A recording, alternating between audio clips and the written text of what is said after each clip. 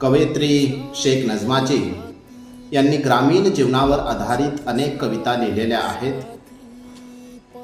त्यातील लेकी तू शाळा शिक ही कविता माझ्या मनाला जास्तच भावली, कारण त्यामध्ये ऊस कामगारांची व्यथा, त्यांचे हलाखीचं जीवन याचं वर्णन केलेलं आहे.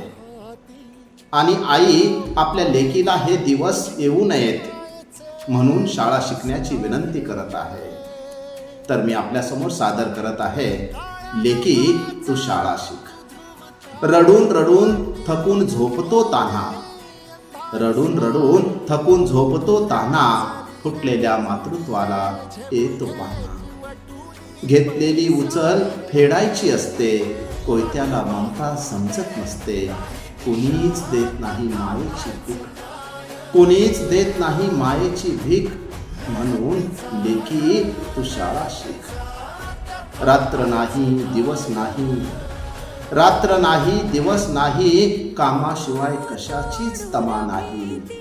ऊन वारा पाऊस सोसावा लागतो, ऊन वारा पाऊस सोसावा लागतो, विंचू काट्यावर पाय पडण्याचा भरोसा नसतो. म्हणून लेकी तू शाळा शिक. नको राहू माझ्या लेकी तू अडाणी, नको राहू माझ्या लेकी तू अडाणी, ढग आणि धरणीशिवाय मिळत नाही दयेची भीक. उन्हाच्या झळा झोंबतात शरीराला, उन्हाच्या झळा झोंबतात शरीराला, म्हणून लेकी तू शाळा शिक. इथे ना दिवाळी ना दसरा, इथे ना दिवाळी ना दसरा, उसाच्या पासरटीतच सगळं विसरा. ना पायात वाहना ना हातात बांगडी, दोन्ही सांज चटणी आणि भाकरी. कुणीच देत नाही माणुसकीची भीक, कुणीच देत नाही माणुसकीची भीक, म्हणून लेकी तू शाळा शिक. कोयता लागतो अंगाला, राणीवनी जावं लागतं चुलीच्या सरपणाला.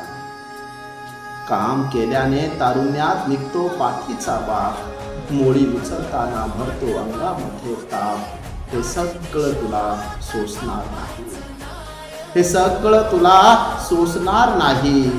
जीवाचं रान केल्याशिवाय उगवत नाही पीक, म्हणून लेकी तू शाळा शिक. तरण्या ताठ्या बाईला इज्जत वाचवण्याचा घोर, तरण्या ताठ्या बाईला इज्जत वाचवण्याचा घोर, मुकादमाच्या डोळ्यात वासनेचा चोर.